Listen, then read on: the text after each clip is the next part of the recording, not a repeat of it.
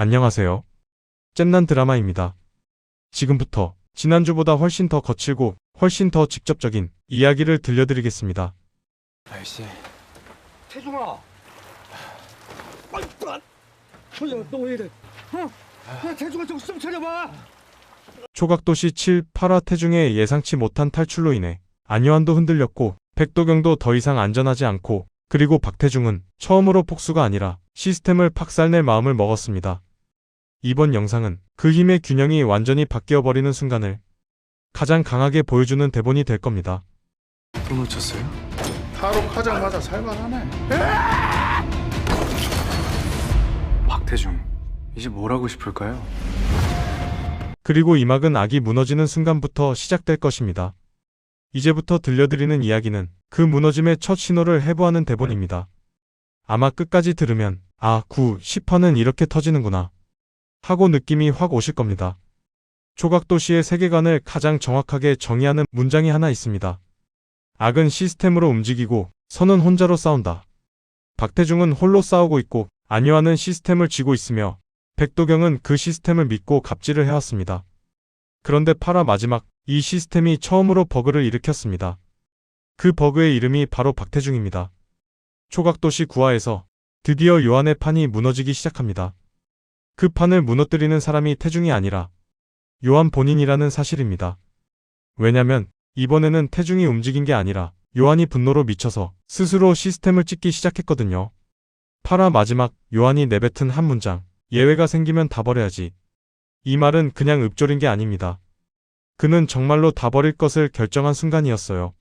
실무자를 버렸고, 청소부를 버렸고, 설계자를 버렸고, 그리고 백도경까지 버릴 준비를 하고 있었습니다. 태중을 만나고 난 뒤 그의 조각은 예술에서 파괴로 바뀌기 시작합니다.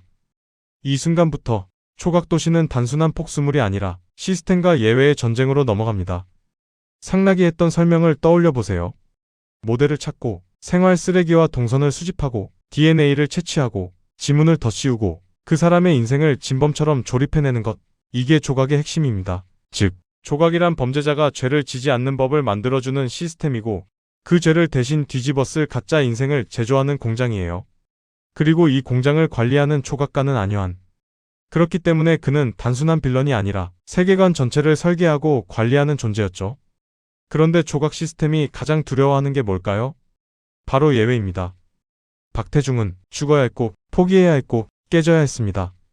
그런데 살아남았고, 기억하고, 반격하기 시작했습니다.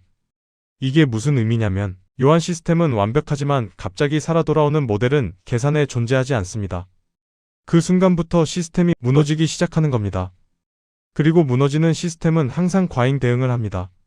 실무자를 죽이고, 청소부를 죽이고, 새로운 모델을 만들고, 폐기 조각을 늘리고, 약점을 가진 피해자까지 제거하려 하고, 이게 바로 시스템이 무너질 때 나타나는 전형적인 패닉 반응입니다. 박태중은 단순히 복수하러 나온 탈옥수가 아닙니다. 그는 요한 시스템에선 존재하면 안 되는 오류입니다. 그 오류가 살아있고, 말하고, 움직이고, 심지어 시스템을 거꾸로 추적하기 시작했으니까요. 요한이 가장 무서워하는 것은 대적할 힘이 아닙니다. 예상할 수 없는 움직임입니다. 태중은 지금 요한이 계산할 수 없는 유일한 존재입니다. 그게 균열이었고, 균열이 벌어지기 시작하면 건물은 무너지는 것밖에 답이 없죠. 스스로 다 뒤진다며. 근데 내 아바타는 왜 밖에 쳐 돌아다니는데 왜? 이거 어떻게 할 거야 이거? 많은 시청자들이 요한과 백도경이 한 팀이라고 착각했습니다. 하지만 둘은 동업자가 아니라 돈을 주는 갑 vs 일을 해주는 업자 관계였습니다. 백도경에게 요한은 서비스 담당자였고, 요한에게 백도경은 갑질하는 VIP 고객이었습니다. 하지만 그 관계는 8화에서 완전히 깨집니다. 9, 10화의 가장 중요한 포인트는 백도경이 요한에게서 던져지는 존재가 된다는 겁니다. 요한은 태중에게 교묘하게 실마리를 흘리며 백도경을 미끼로 던지기 시작했어요. 이건 단순한 함정이 아닙니다. 요한이 처음으로 자신의 시스템 내부 임무를 조각하려는 시도입니다. 9, 10화의 핵심 갈등은 단 하나입니다. 누가 먼저 누구를 이용할 것인가? 요한은 태중을 이용해 백도경을 제거하려 합니다. 왜냐면 백도경은 지금 요한에게 가장 불필요한 변수이기 때문이죠. 그동안 백도경은 요한을 사람이 아니라 서비스라고 생각했습니다. 내 아바타가 돌아다녀. 이거 빨리 죽여. 이건 갑질이 아니라 그냥 미친 거죠. 이건 그냥 무례한 정도가 아니라 요한 존재 그 자체를 모욕한 말이었어요. 요한의 표정은 그때 이미 말하고 있었습니다. 아, 넌 이제 고객이 아니라 재료다. 요한의 눈빛은 식어갔습니다. 구화에서 요한이 만드는 조각은 사건이 아니라 백도경 그 자체가 될 가능성이 높습니다. 백도경은 더 이상 살아남을 수 없는 길로 들어왔어요. 그리고 이번 영상에서 여러분이 가장 주목해야 하는 건 바로 이겁니다. 태중은 아직 한 명도 직접 죽이지 않았습니다. 폭탄을 던진 의사는 요한이 죽였습니다. 그 의사를 고용한 인물도 요한 손에 죽었죠. 회계사, 실행자들도 요한이 직접 정리했습니다. 태중은 자기의 손을 더럽히지 않았습니다. 이게 왜 중요할까요? 작가는 정의의 흐름을 명확히 잡아두고 있습니다. 태중이 살인을 하는 순간 그는 예외가 아니라 같은 종류의 괴물이 되는 거예요. 태중은 절대선을 지키고 있습니다. 그게 그의 강점이자 요한을 가장 불편하게 만드는 지점이에요.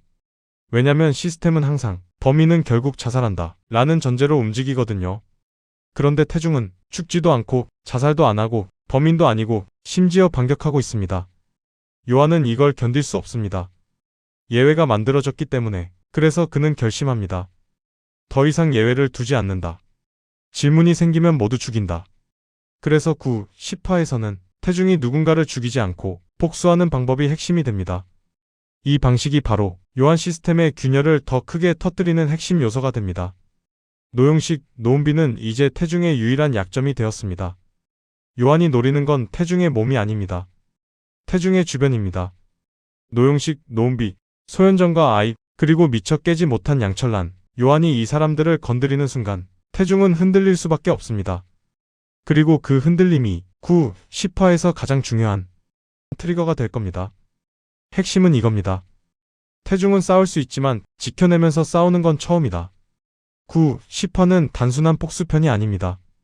질문이 사라진 세상에 질문이 던져지는 순간을 보여주는 회차입니다. 태중이 살아있는 것 자체가 질문입니다.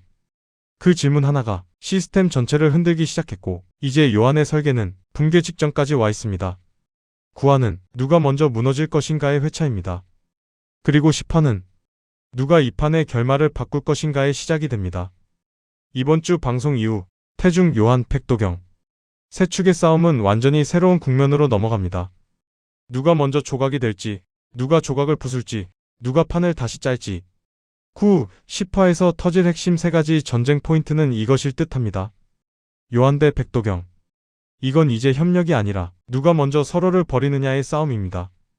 요한이 먼저 칼을 들었고 도경은 그 칼이 자신을 향하고 있다는 걸 모릅니다. 태중 대 시스템. 태중은 시스템을 거꾸로 추적하며 처음으로 공장 전체를 흔듭니다. 아지트 침입 청리의 개입, 도경과의 조우, 시스템 내부 증거 확보. 이 흐름이 9, 10화에서 폭발합니다. 관계 대 파괴.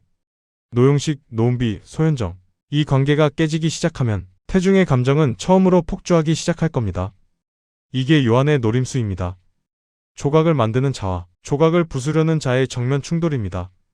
선과 악의 싸움이 아니라 질문을 던지는 사람과 질문을 죽이려는 사람의 싸움으로 바뀝니다. 태중은 질문입니다. 요한은 침묵입니다.